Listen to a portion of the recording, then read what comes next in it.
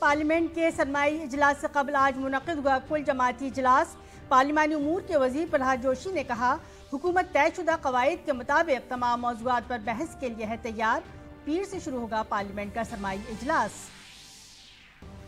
सदर जमहूरियत द्रौपदी मुर्मू ने राष्ट्र संत तुकडूजी महाराज नागपुर यूनिवर्सिटी का कॉन्वोकेशन तकरीब से किया खिताब। कहा, AI के लिए अखलाकी तालीम है वक्त की ज़रूरत। लड़कियों की तालीम में सरमायाकारी है मुल्क की तरक्की की बुनियाद। नायब सदर जमहूरियत जगदीप धनखड़ ने दिल्ली में राजेंद्र प्रसाद मेमोरियल लेक्चर से किया खिताब। कहा, हिंदुस्तान है दुनिया की 5वीं सबसे बड़ी मईशत। 2030 तक भारत दुनिया के 3 सुपर पावर्स में हो जाएगा शामिल।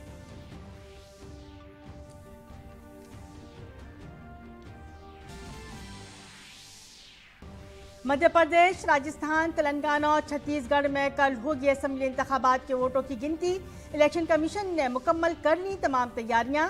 कल सुबह से DD न्यूज पर दस्तयाब होंगे ताज़ा तरीन इंतखाबी नताइज। तूफान मेचोंग के असर से साहिली रियासतों में शदीद बारिश का अंदेशा। तमिलनाडु के कई अजला में वार्निंग जारी। माहीगीरों के समंदर में जाने पर पाबंदी। पुडुचेरी हुकूमत ने इलाके के तमाम स्कूलों कॉलेज में किया छुट्टी का ऐलान।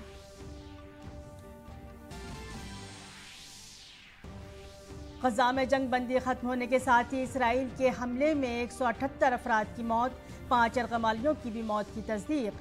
अमेरिका ने कहा, हमास की वजह से खत्म हुई जंग बंदी।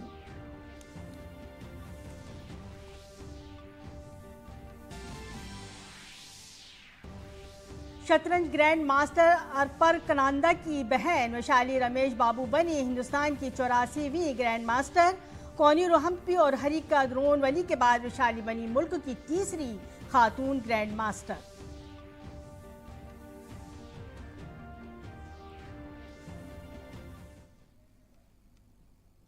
आदाब, शाम 5:30 के खबरनामे में आपका खैर मकदम है। मैं हूं सबिया खान। खबर तफसील से। सदर जमहूरिया द्रौपदी मुर्मू ने आज नागपुर में राष्ट्र संत तुकादूजी महाराज नागपुर यूनिवर्सिटी की 111वीं कॉन्वोकेशन तकरीब में शिरकत की। तकरीब से खिताब करते हुए सदर ममलिकत ने कहा कि मसनूई जहानत के इस्तेमाल के लिए अखलाकी तालीम ज़रूरी है।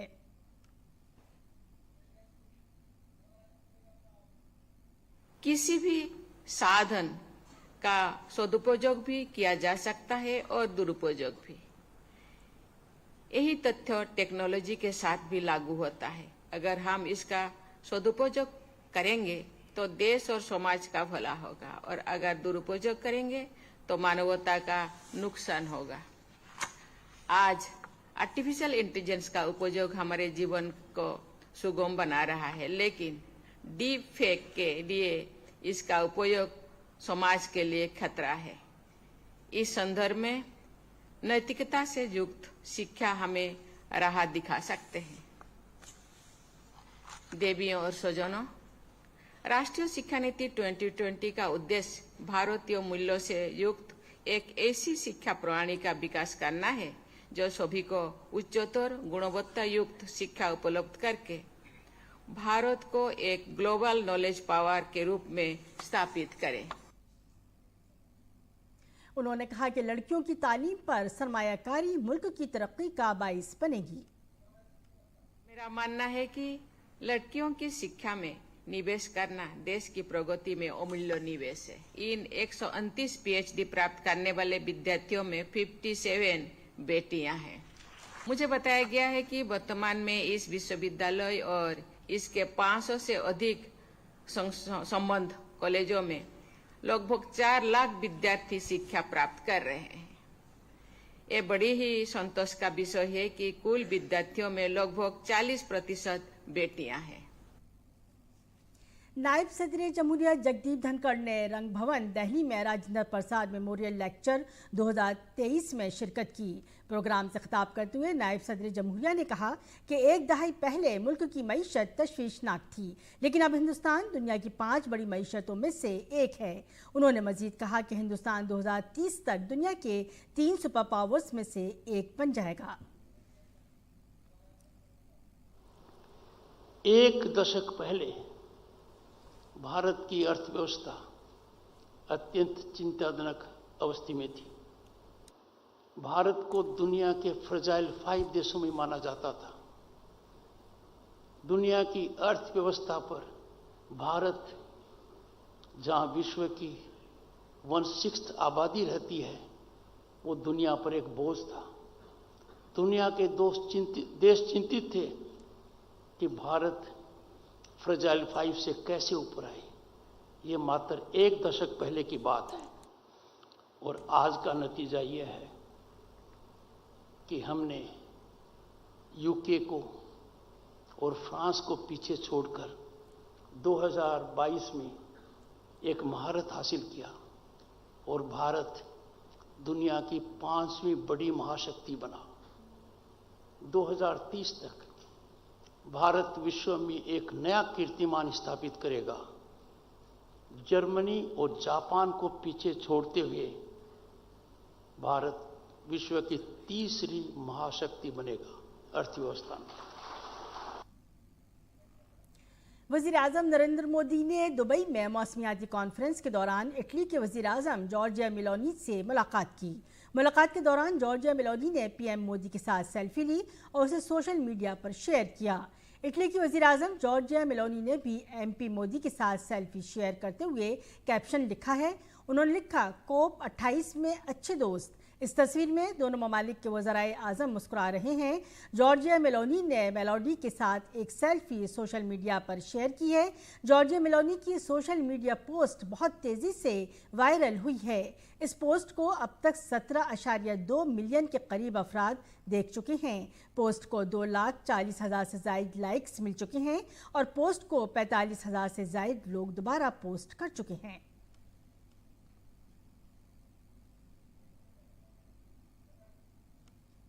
पार्लियामेंट के सरमाई इजलास से कबल पार्लियामेंट लाइब्रेरी बिल्डिंग में एक ऑल पार्टी मीटिंग हुई। इजलास के बाद पार्लिमानी उमूर के वजीर प्रहलाद जोशी ने कहा कि हुकूमत तयशुदा कवायद के मुताबिक तमाम मौज़ूआत पर बहस के लिए तैयार है। उन्होंने कहा कि हम चाहते हैं कि ऐवान खुश उसलूबी से चले। हम आपको बता दें कि सरमाई इजलास 4 दिसंबर से 22 दिसंबर 2023 तक चलेगा।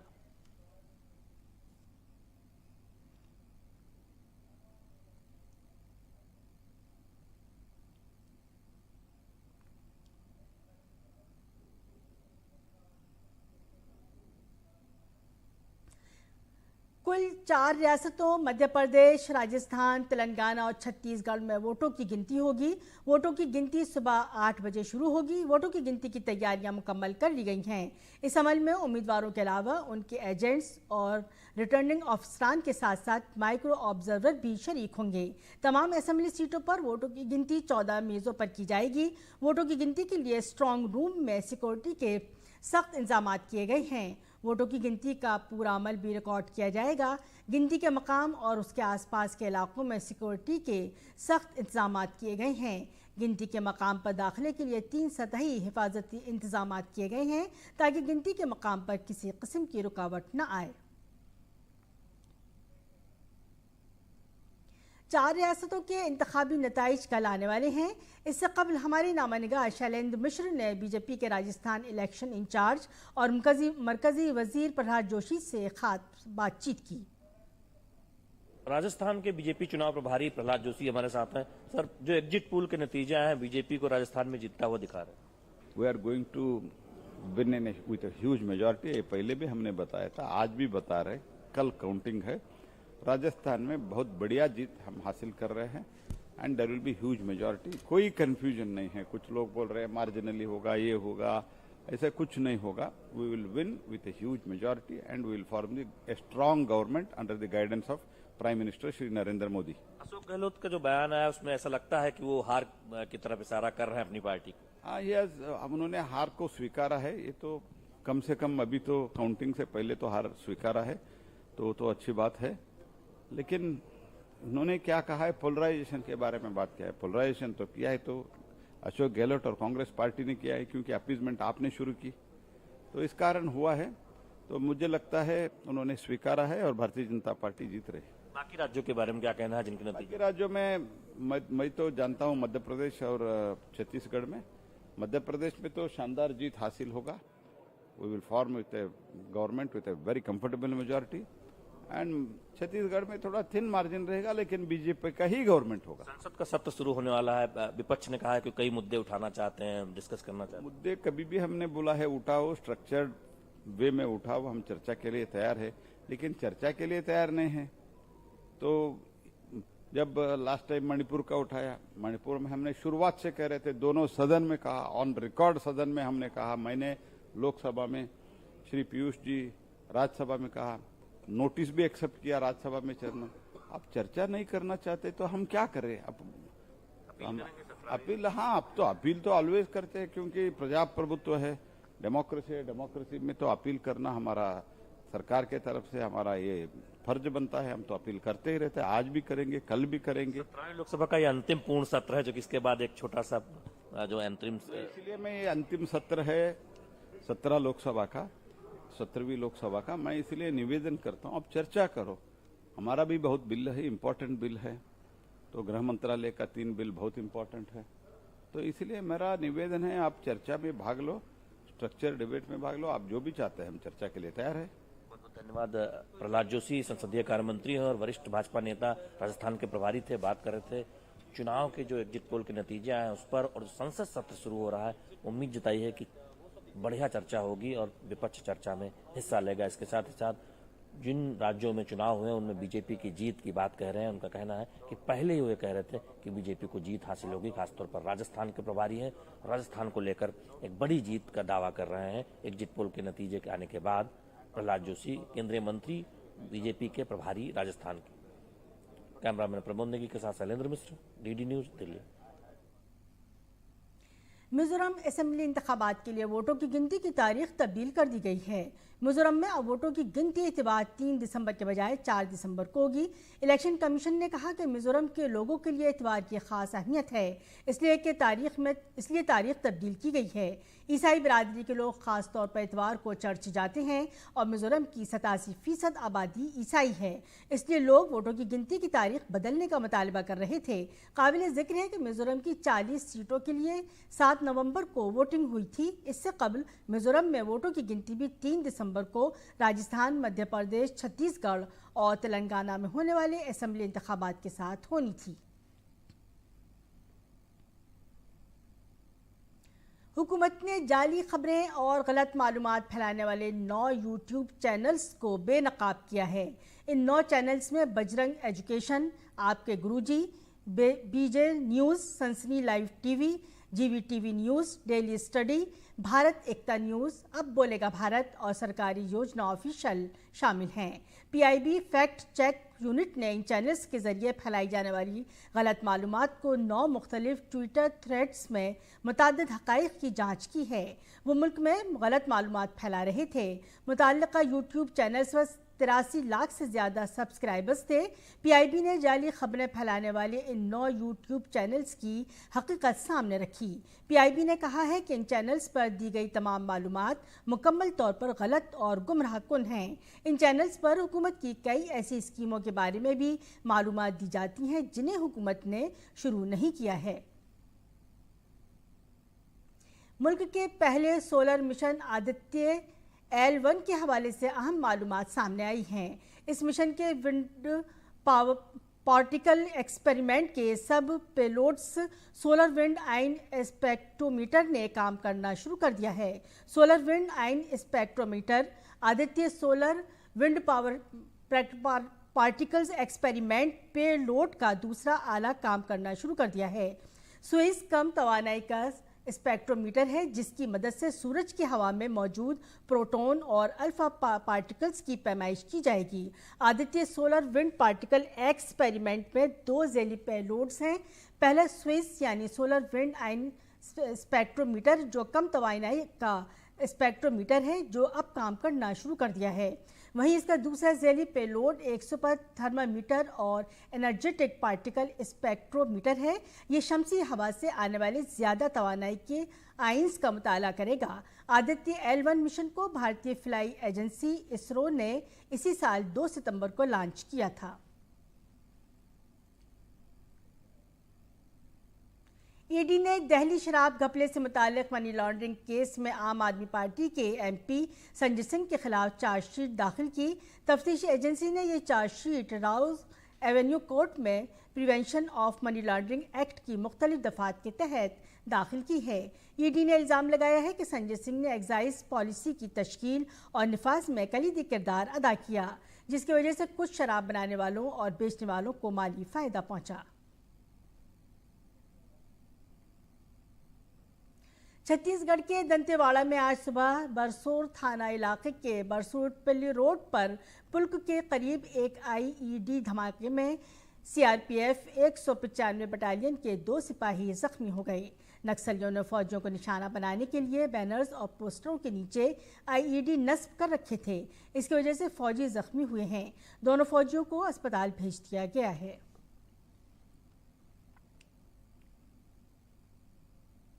उत्तर प्रदेश के वजीर आला योगी आदित्यनाथ और मरकजी वजीर ज्योतिरादित्य सिंधिया ने अयोध्या में रामलला के दर्शन किए। उनके साथ मरकजी वजीर ममलिकत वीके सिंह भी मौजूद थे। योगी आदित्यनाथ ने श्री राम जन्मभूमि तीर्थ इलाके में राम मंदिर की जारी तामीर का भी मुआयना किया।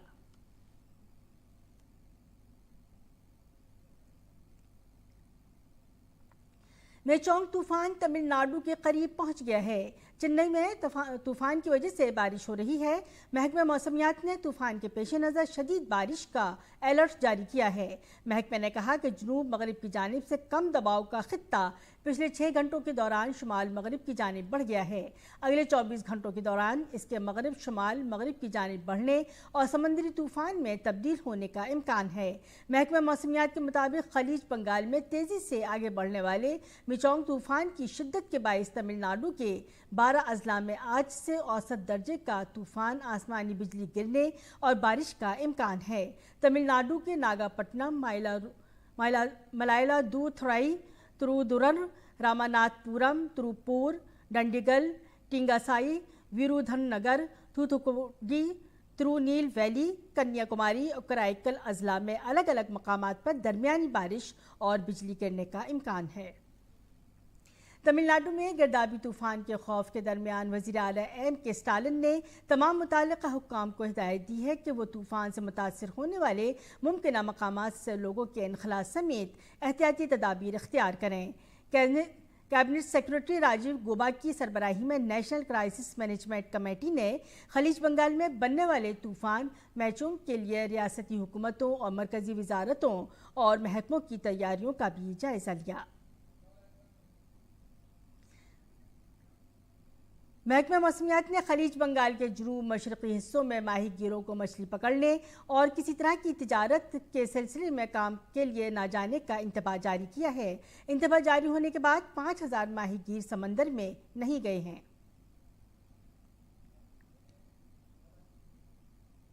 पुडुचेरी हुकूमत ने तूफान मेचोंग के पेश नज़र पुडुचेरी, कराईकल और यानम इलाकों के तमाम स्कूलों और कॉलेजों में 4 दिसंबर को छुट्टी का ऐलान किया है।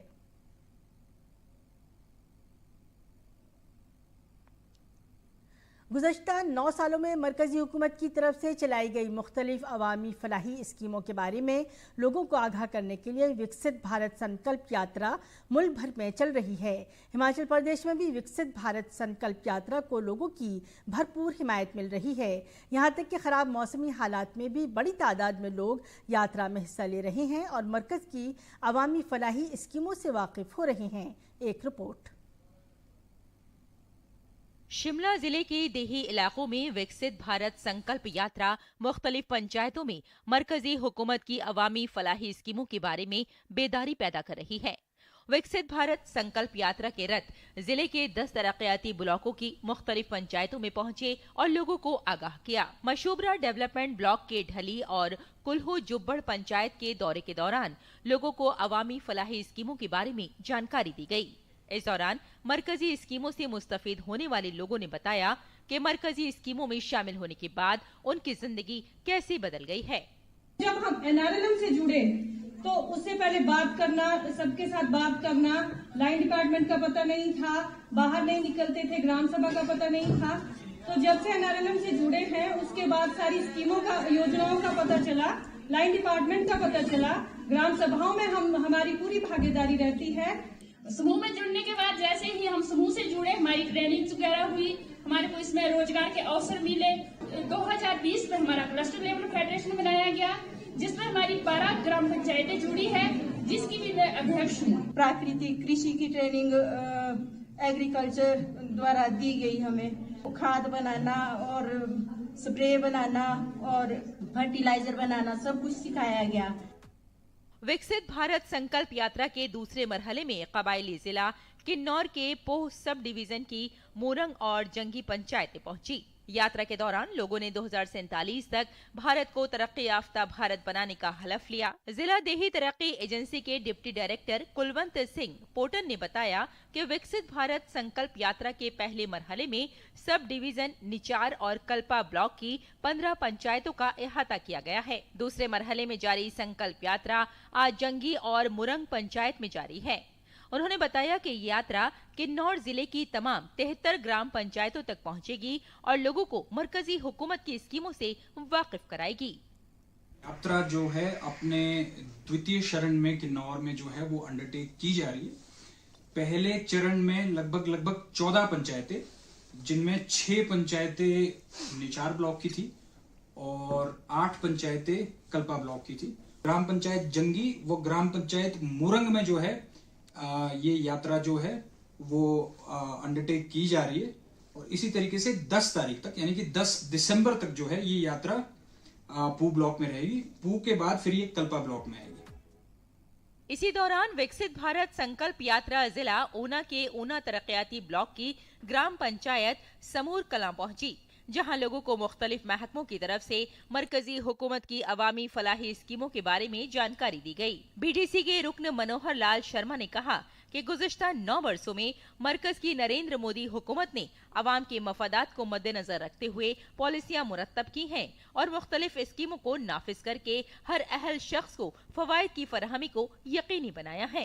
भारत सरकार द्वारा भेजी गई विकसित यात्रा जो है वो हमारे गाँव में पहुँची है, तो हम ये चाहते हैं कि लोग इस यात्रा का जो है वो फायदा लें, इस यात्रा में ज़्यादा से ज़्यादा पहुँचे, जहाँ पर हमारे गांव में भी लगभग 100 के करीब लोग जहाँ पर इस यात्रा में पहुँचे थे, तो इस यात्रा का आम लोगों को बहुत लाभ मिलेगा। विकसित भारत संकल्प यात्रा के जरिए लोगों को मरकजी हुकूमत की अवामी फलाही स्कीमों के फवायद के बारे में मुकम्मल मालूमात फराहम की जा रही हैं।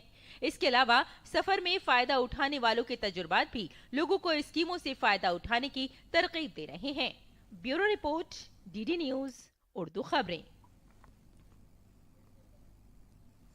नवंबर 2023 का महीना हुकूमत के लिए बेहतरीन महीना साबित हुआ है। जीएसटी वसूली के मामले में अच्छी खबर है। दरहकीकत वजारत खजाना की तरफ से जुमे को जारी करदा आदाद-ओ-शुमार के मुताबिक नवंबर 2023 में जीएसटी की वसूली 1.67 लाख करोड़ रुपए से ज़्यादा रही है, जो पिछले साल के इसी महीने के मुकाबले में 15% ज़्यादा है। गुज़श्ता साल इसी मुद्दत में जीएसटी की वसूली 1.45 लाख करोड़ रुपए थी। साल बसाल जीएसटी की वसूली में 15% का इजाफा देखा गया है। ये लगातार छठा महीना है जब माहाना जीएसटी की वसूली 1.60 लाख करोड़ रुपए से ज़्यादा रही है। इस बार मरकजी जीएसटी 23,420 करोड़ रुपए, रियासती जीएसटी 38,226 करोड़ रुपए, मरबूत जीएसटी 87,009 करोड़ रुपए और ओवरसीज 12,274 करोड़ रुपए रहा।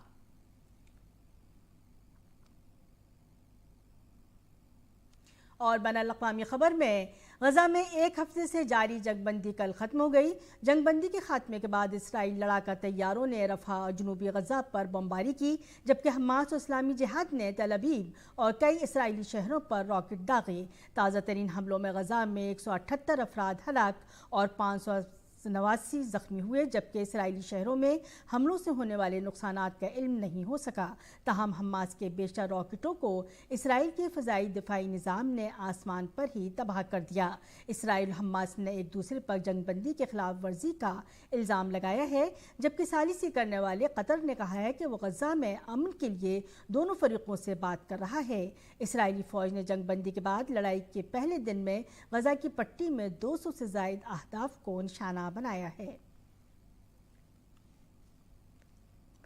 शतरंज खिलाड़ी वैशाली रमेश बाबू भारत की 84वीं ग्रैंड मास्टर बनी। वैशाली ने स्पेन में एलोबर्ग गेट ओपन में मुसलसल 2 जीत के साथ शुरुआत की। इसके साथ वो ग्रैंड मास्टर बनने के लिए 2500 रेटिंग का आदादोशुमार भी अबूर कर गईं। आज दूसरे राउंड में वैशाली ने तरगेगी ग्रैंड मास्टर टिमत तार्क स्लेबिस को शिकस्त दी। वैशाली ग्रैंड मास्टर खिताब हासिल करने वाली तीसरी भारतीय खातून बन गई हैं। आरपर गिरानंद और वैशाली राम बाबू सरकारी तौर पर पहले भाई बहन ग्रैंड मास्टर जोड़ी हैं। और इसी के साथ 5:30 का खबरनामा अपने अख्ताम को पहुंचा। इजाज़त दीजिए, आदाब।